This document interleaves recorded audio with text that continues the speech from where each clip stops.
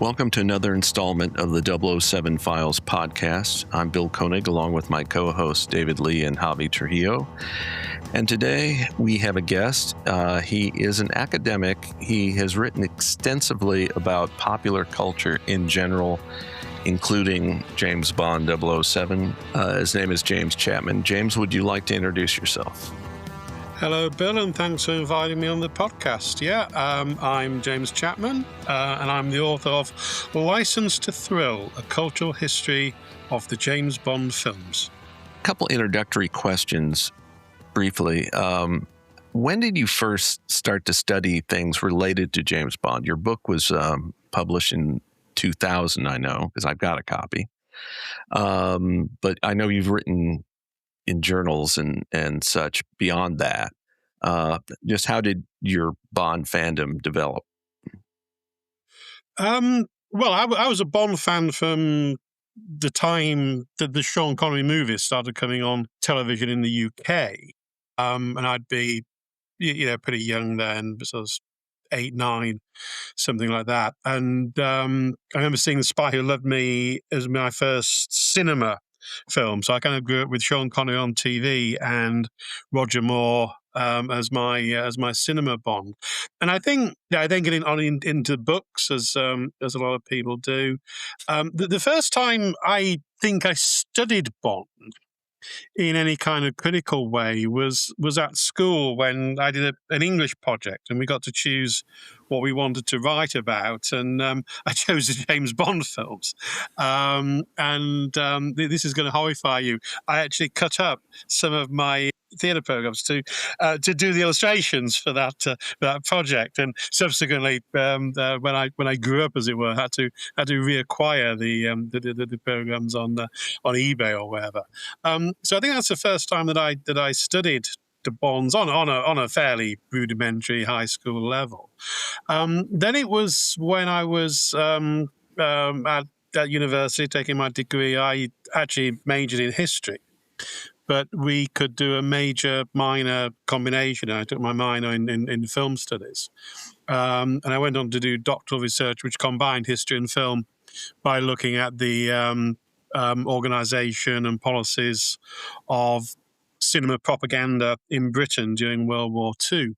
But I was kind of interested in the Bond movies as well. But what struck me as I was reading around the subject was that there was very little written on Bond from an academic perspective. There was a nice I don't want to use the term fan literature in a negative way. It's not. But the books that were available, that were widely available and most known, were Peter Hailing's book, John Brosnan's book to an extent. Sort of, general reader, well-informed, but maybe not quite scholarly sort of works. What had been written from a scholarly perspective was very highly theoretical. I'm thinking here of a book called Bond and Beyond, The Political Career of a Popular Hero by Tony Bennett and Janet Woolacott, which applies some really dense cultural theory to understanding both Ian Fleming's books and the films. And I felt there was a scope for something in a more accessible, scholarly, but not too heavily reliant upon obtuse theory approach, and that's how I came to License to Thrill. The immediate story behind it, I mean, it's something I'd been thinking about, but I'd met my publisher for lunch. All the best books, even the worst books as well, are conceived over a lunch with a publisher sometime, and I was handing over the manuscript of my first book, The British at War, and part of the contract is always that the publisher takes an option on your next project. And I was thinking at the time of a study of British historical films, films like Private Life of Henry VIII, Zulu, Chariots of Fire, and so on. And that's what I wanted to do next as a follow-up. But it was the publisher who suggested, why don't you do Bond? I know you're interested in it, and so on. And so it was something I'd sort of been stacking up for later, but sort of brought forward. And perhaps it was a good idea, a good suggestion from the publisher, because I managed to get in with the first edition of License to Thrill. at a time when there wasn't a great deal written on Bond from an academic perspective. It's a field that's grown very significantly in the quarter of a century or more since then. So you asked me for a short answer, Bill, and I'm just giving you a rather long-winded answer as to how I got into Bond scholarship. You occasionally make references. I'm going to, and I forget the name of it, do some research. And it sounds like it's some kind of archives. I'm just wondering if you could describe what some of your process is in research. What interests me as a historian, and I mentioned my background is in history, is not really what is my opinion of Goldfinger or the Daniel Craig era or whatever, although I think those things do inevitably come through. But I'm interested in researching the contexts of production and reception of the James Bond movies.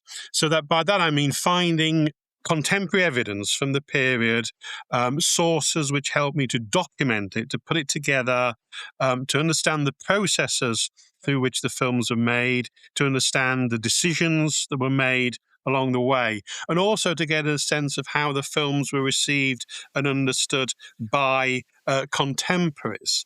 Relying on archive materials, by which I mean unpublished sources which have been deposited in mostly in research libraries, which allow access to researchers to go and read through them and analyze them, provides that perspective that's different from just saying, hey, here's my favorite Bond movie, and this is why I think it's so great.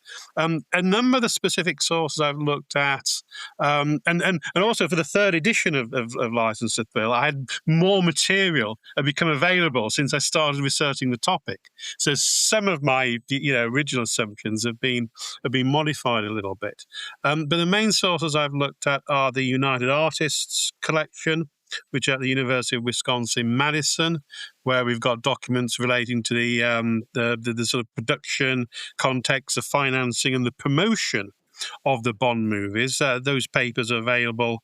They pretty much go up to the mid-70s, so including quite a lot on The Man with the Golden Gun. There's just a little bit on The Spy Who Loved Me. The University of Iowa holds the papers of writer Richard Maybaum, who, as we know, made a hugely important contribution to the development of the Bond series. And they've got not just the shooting scripts of the films, but the drafts, the early treatments, and so on. So you can see how a film evolved from a particular idea to something something closer to what we see on the screen.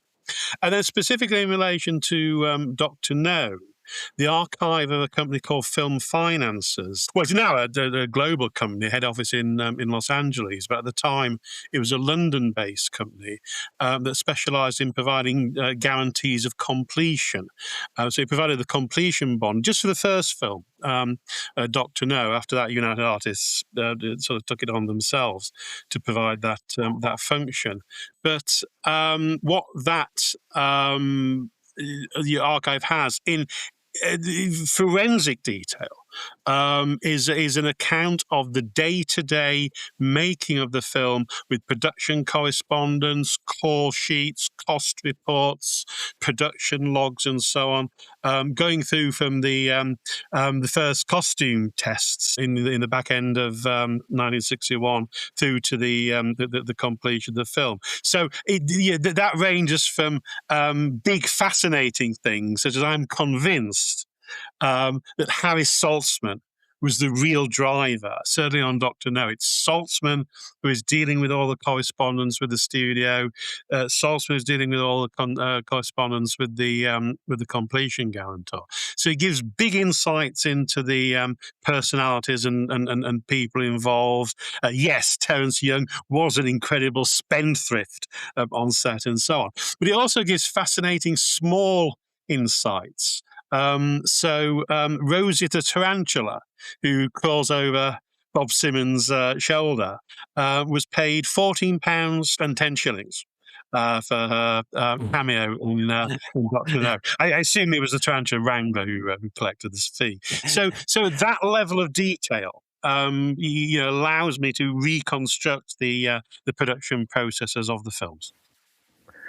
I know a little bit about two of your sources, enough to be dangerous, not enough to be authoritative. The Maibaum collection, in addition to everything that you cited, also includes a number of memos written by Maibaum. Basically, like when he's getting started on Goldfinger, he kind of lays out, what he feels needed to be done. In one kind of colorful section, he says, "The buzzsaw must go," which is in the novel.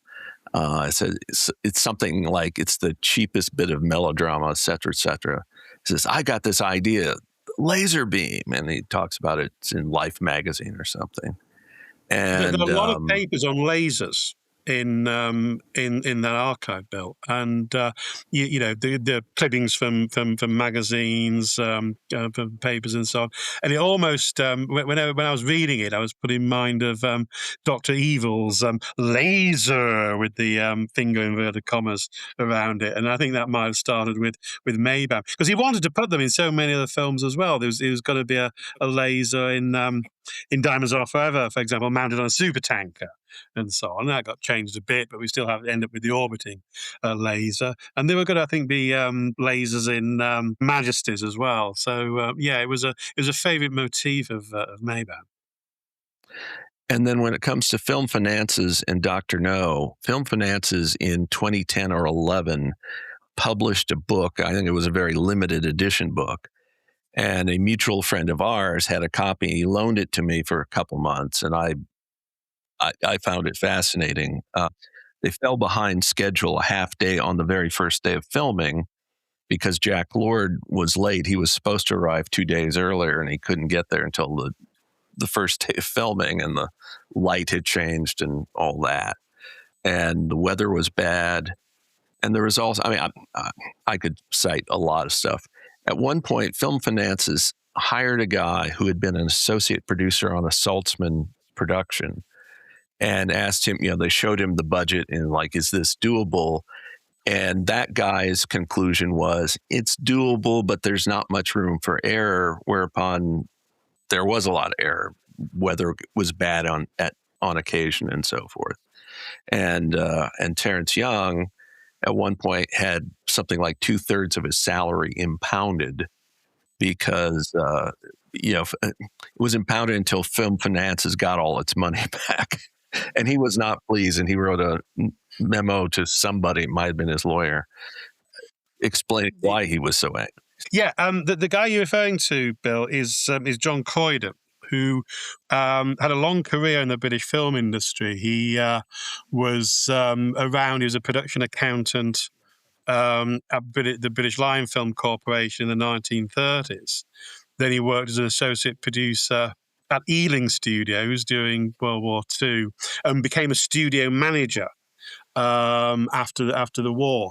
So Croydon had a very detailed knowledge, not only of the practical logistical aspects of film production, but also he had experience of working with people, and he wasn't afraid to let his opinions be known, because he was employed by film financiers to assess the projects. What they would do, they would look at this, they would read the script, and then they needed to assess whether the budget and the production schedule were appropriate for the length and the ambition of the script. And Croydon was forensic about this, and he could look at a production budget and say, yeah, you're under budgeted by £50 on electricity costs. You're under budgeted by £1,000 on wardrobe costs. Where's your overtime? And one of the things that location pictures, they're always planning on you're not running into weather delays and stuff. And Claudia's also saying, you've got to factor in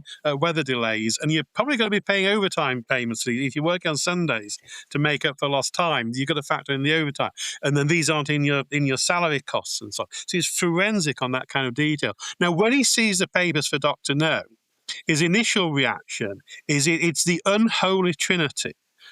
Broccoli, Saltzman, and Young are the three people you do not want working together making a movie. Broccoli had been part of Warwick Film Productions with Irving Allen. Allen was a temperamental one there, and I think Cubby spent a lot of his time smoothing feathers. But most of the Warwick films, these are films like The Red Beret, Hell Below Zero, The Black Knight, Cockleshell Heroes, that were British-made quota films. So they were technically registered as British, but they were made for an international market. Most of those films went over budget. The papers were often very poorly prepared. They were not well budgeted. So there was a warning, from the Warwick end. There was a warning from the Harry Saltzman end. He'd been involved in a number of films that film finances are guaranteed that had gone over budget, including some of the early British New Wave films, The Entertainer, with Laurence Olivier, which was directed by Tony Richardson.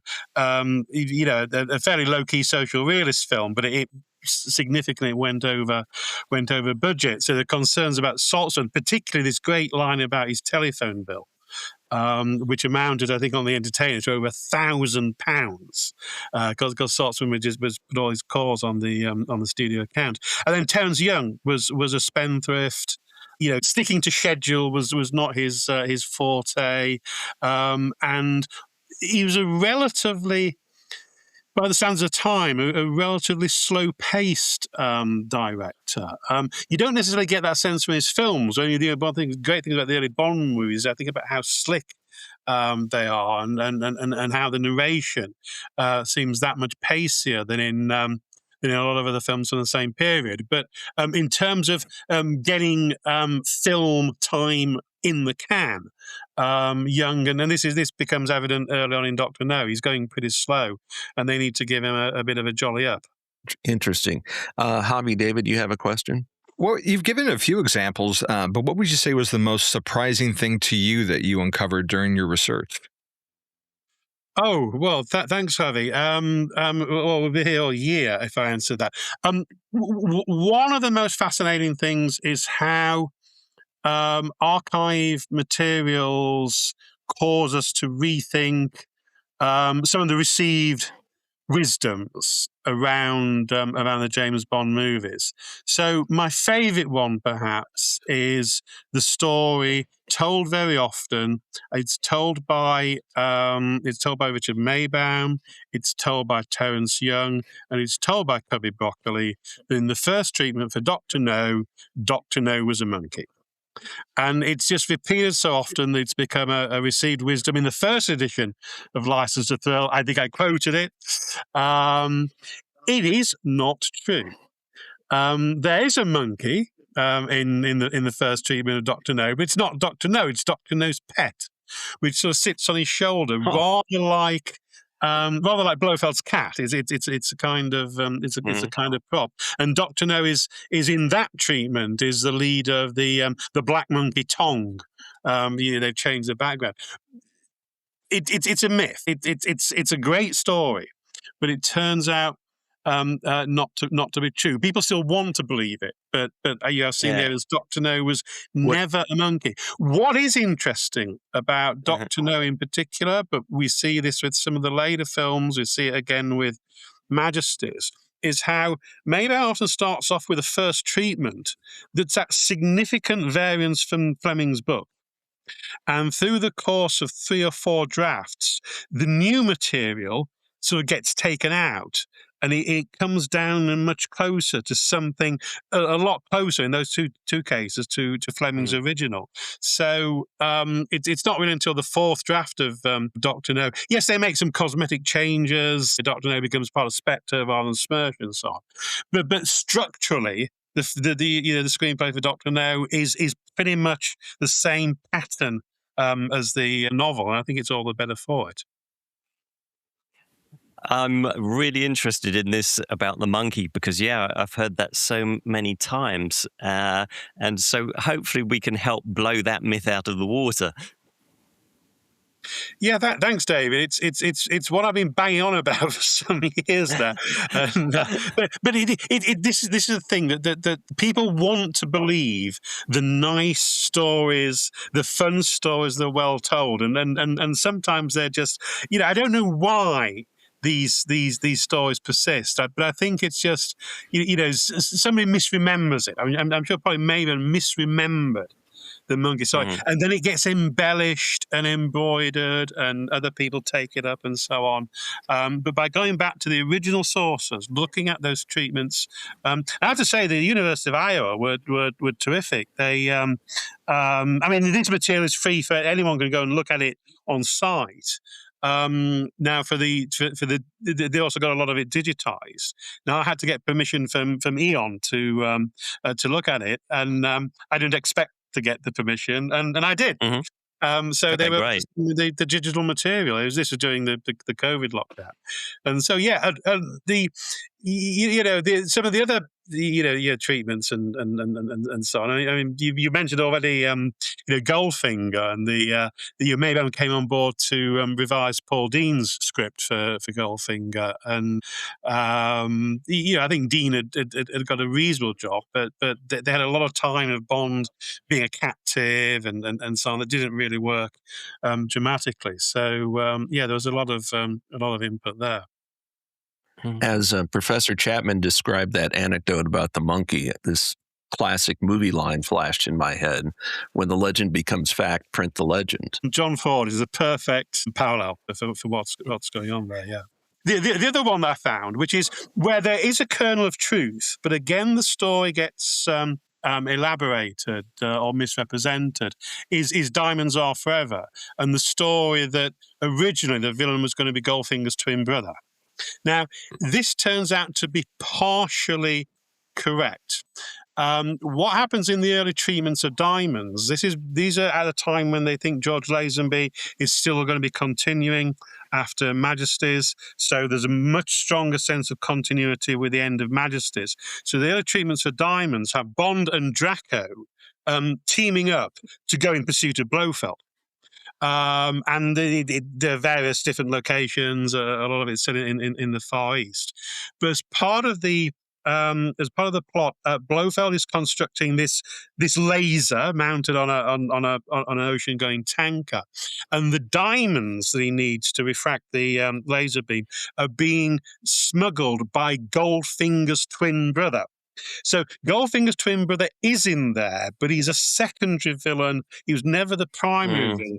And what happens is that eventually Blofeld murders him when Goldfinger's brother kind of switches sides and helps Bond out. So there's a kernel of truth in that idea, but the idea that it was Goldfinger's twin brother as the main villain all along is somewhat wide of the mark. So in other words, with Diamonds, it was always going to be Blofeld as the primary villain. Yeah, it's just because the way it gets told, and this is even true, I think, on some of the extras on the home video, is that the original draft was Goldfinger's twin brother was the primary villain, and there's seemingly no mention of Blofeld. Yeah, he's Goldfinger's brother. He's there, but he's a secondary villain. There's also, I mean, and I think this is in Charles Helfenstein's book as well on A Make of Majesties. But there was a suggestion of bringing back Gert Frobe for Majesty's Secret Service, where Blofeld was going to be introduced wearing a mask, and he was going to take the mask off, and it said, "Hey, it's Goldfinger." And Blofeld was then going to say, "Oh yes, my brother Ulrich, he was always a little retarded," and so on. And I've seen that line. That is in the treatments. Now, I know, yes, okay, Blofeld appears properly for the first time when we see his face for the first time in You Only Live Twice. But this treatment was actually written before You Only Live Twice was completed. So it was a very early treatment that Maybaum was working on after Thunderball. And Maybaum didn't have much to do with You Only Live Twice, as far as I can work out. He certainly had no credit on the film, and there's really not much in the archive about it. Interesting. As I said, the film finances material is fascinating, and we could talk about it all day, and we don't have that much time. But I'll just say this: when I got done reading that book, it was like, it's kind of amazing they got not only did they complete the movie, that it turned out as well as it did. Maybe that's the skill of Peter Hunt. in the editing bay. I don't know. Mm. Well, there's a line from John Coyden that about the film because one of the things they had the director had to sign off that the estimated allocation of film stock. This is years and years before digital, of course. But they had enough raw film stock, not only to shoot the film, but also for making prints and editing and so on. And Coyden marks Terence Young seems to eat stock for breakfast. He got through an incredible amount of footage on that film. But it does come together. The rushes are looking good. And again, there are these stories that you hear repeated. There's never a name attached to it. But somebody at United Artists allegedly said, after seeing a preview or the rushes, they said, "Oh, we can only lose $1 million on this one." I don't think anybody ever said that. I think it's an entirely apocryphal story. All the evidence I've seen from the United Artists executives who saw, early assembly prints and so on, was saying, "Yeah, we've got a box office hit here. This is going to be good." And they, pretty much, green light From Russia with Love with a higher budget pretty quickly. Again, there's some of these stories that crop up every now and again. I think it's part of the mythology of the film industry. We like those stories of films and filmmakers that succeed against the odds. People taking a risk, taking a chance, and triumphing against all the odds. But Dr. No was always going to be a solid commercial hit, rather more than that. But it had all the ingredients. In the early 60s, it's got nice locations. It's got high-end production values. It's not by any stretch of the imagination an expensive film, but it's not a low-budget film either. It's round. I call it being at the bottom end of the top third of the budget range for a British film in 1962. And it's got a great cast. Connery was not an unknown, as sometimes said, but he was on the cusp of stardom. He was on the way up. Has some very meaty supporting roles in movies. And yeah, I think they get it right. And Peter Hunt, Bill, you mentioned, yeah, absolutely. I think a lot of work's in the editing. You see more, I think, once you're going into From Russia with Love, that kind of Bond style in the action sequences and the elliptical editing and the kind of impact editing in the fight sequences and so on. So it becomes, I think, more refined in the second film, but it's there in Dr. No in an embryonic form. And with your research, has your opinion of any of the films changed since you dived into all the background? That's a really good question, David. It's a difficult one to answer because the historian part of me tries to keep my opinion separate from what I've learned about the films. But I think. Yes, I think it has. I mean, obviously, my understanding of the processes behind the films has changed as the materials come to light. But I think it's given me a better appreciation. If I'm going to pick one out, I'm going to say License to Kill, which was also a slightly problematic film. I call it the first Daniel Craig Bond film. It's just long before Daniel Craig was ever cast. But Bond going rogue, the harder edge, the more plausible villain, and so on. And that film, when we're looking through because we know that there was, and this is true. They were originally wanting to shoot in China. That one fell through, but I think it was probably good that it fell through because the China synopsis that I've seen, it's a treatment synopsis rather than a full script.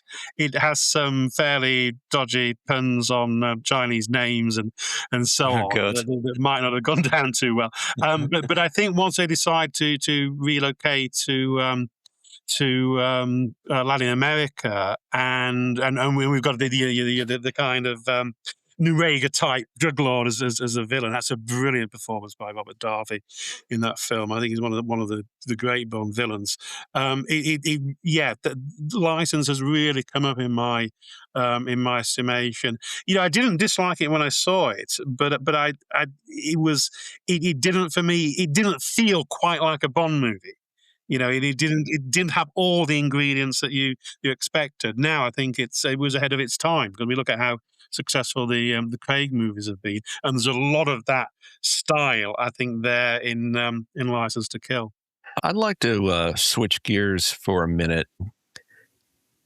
Professor Chapman, because of his knowledge, is often sometimes called upon for comment by the press. And I think it was May, the Telegraph talked to you and about the state of the Bond franchise right now.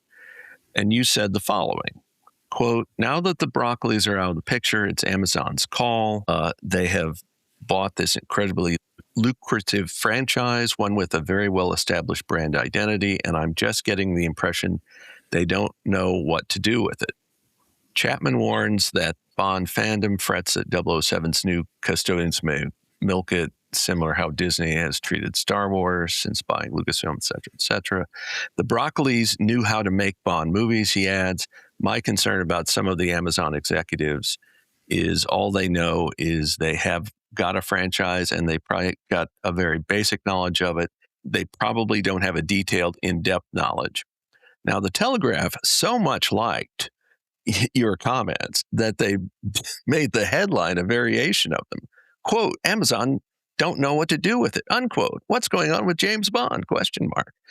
I was wondering if you could walk us through the quote, what you were thinking at the time. I believe this was before the announcement that they had a casting director now. Yes, it was a couple of months ago, just before that news came out. Yeah, it was on an odd interview. I initially said, "Look, I've got no inside knowledge on this. All I can say is I really don't know what the state of play is, other than we know we've got a director in the frame. We know we've got a writer in the frame. At least they're in the frame right now. As we know, these things can change." But I was reflecting back on. Really, I was looking back at the sort of coda to the third edition of License to Thrill, which was published in 2024 and was therefore written in 2023. And it was at the time when there was the Amazon deal was just going through, but the Broccolis weren't yet out of the frame. So Amazon had taken over MGM.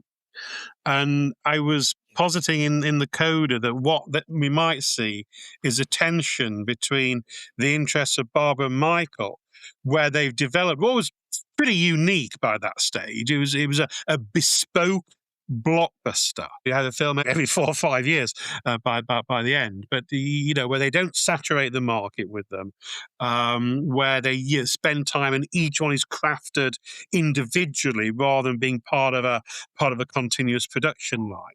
And I thought there might be a tension between that approach and Amazon, which is going to it's going to want to develop it's going to want at very least more frequent cinema films, I would have thought, but it might want other content besides. So that's what I was thinking of.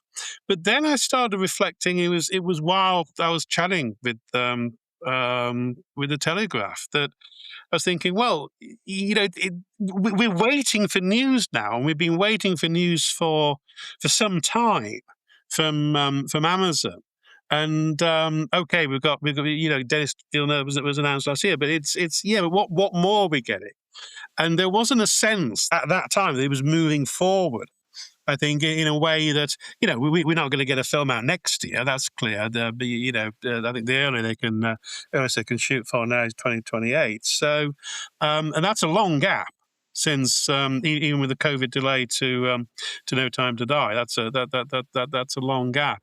So it started me thinking, rather like it's rather like the story that Pierce Brosnan and Martin Campbell have told about GoldenEye, which is also kind of revitalization of the series. There's been that hiatus in the early 90s, and they were saying what we need to do is not screw it up, and they didn't. I mean, GoldenEye was I think a very good sort of partial reboot for the series. But I do wonder if Amazon are sitting on it now and thinking, okay, we've got the franchise. What are we going to do with it?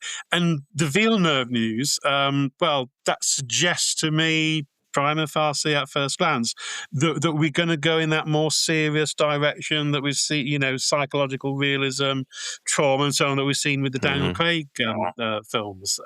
Now, fans will have different views on that, mixed views on that. I'll reserve judgment until I see the next film. But that would seem to be the direction of travel. It is the direction of travel in a lot of franchise series these days. So yeah, I was thinking that Amazon have got something that they don't want to screw it up. And they're not making these films just for the listeners to this podcast. There's a much bigger community. They want to get new audiences into the franchise, but there's still a legacy Bond fandom that if you alienate those, if you get it wrong, some innovation, of course, is welcome. But if you get too much of it wrong, then it could damage the series in the longer term. Okay. Professor Chapman, do you have any projects that you're positioned to want to plug, promote? There's always something on the go. I have coming out in July a book which explores similar kind of territory to License to Thrill. It's called Comics at the Movies, From Flash Gordon to Avengers Endgame. It's a study, a history of comic strip and comic book into film adaptations from the serials in the sort of Flash Gordon, Buck Rogers, Dick Tracy serials in the 1930s through to the Marvel and DC blockbuster franchise era, going on the way some detours down some into some of the lesser known and less successful films. Doc Savage, The Man of Bronze, which is one of my guilty pleasures, and a film which actually the producer George Pal makes direct comparisons to the Bonds. He's saying we'll spin this out; it'll be 6 or 7 movies, and so a bit like the James Bond movies. Sheena, Queen of the Jungle, is in there. Howard the Duck is in there. But also the classics, the Solkine's Superman series, the Warner Batman, Tim Burton Batman, and so on, all in there too. And The Rocketeer, which I would argue it's certainly my favourite comic book adaptation movie with James Bond. Do you discuss the Phantom at all in that? The Phantom, yeah, I've got a bit on the 1943 serial, and then on the Billy Zane film as well, which is a film that I really like, and it sort of came. Same. It didn't do all that well at the box office. It came sort of at the end of this cycle of retro 1930s themed period films. The Dick Bond beat is Dick Tracy, The Rocketeer, The Shadow, and so on. And the Phantom sort of disappeared at the tail end of that cycle. But I think it was a lot of fun, and the stunt work was exceptionally good at it. And for the uninitiated, we have mentioned it previously on the podcast. The Rocketeer came out in 1991, had Timothy Dalton as the villain. And there, of course, was no James Bond movie out that year. And so I remember going to see it in the theater, figuring it was like the closest thing I was going to get to a Bond movie for a while. And Dalton's really good as the villain. He's modeled on Errol Flynn. But yeah, he's good. And it was a very fun film. And I was surprised when it didn't do well. I have rewatched it in recent years. So just a plug for that. Yeah, the Rocketeer is it's a cinephile's delight. I remember seeing it, and I'm there at a matinee audience, a lot of families with younger kids and so on, and I'm laughing at things, and people are wondering, why are you laughing at that? Well, I'm thinking, you're Tiny Ron. Well, he's the heavy. It's Rondo Hatton. It's all these references to the golden age of Hollywood, and particularly to adventure movies and serials and so on. We've got the alternative account of what happened to the land in the Hollywood land sign, and yeah, it's a delightful film. And I think I can't really put my finger on why it didn't do so well. Maybe because it's the comic book itself is a cult. It's not really a big mass market comic in the way that the your Superman and Batman are, and maybe it was maybe the film was just a bit too clever for the mass audience. Yeah. Anyway, if you have a chance to watch it, I would recommend it. So just, well, we have gone past the 40-minute mark, which is kind of our target for interviews. James Chapman, thank you for making time out of your schedule.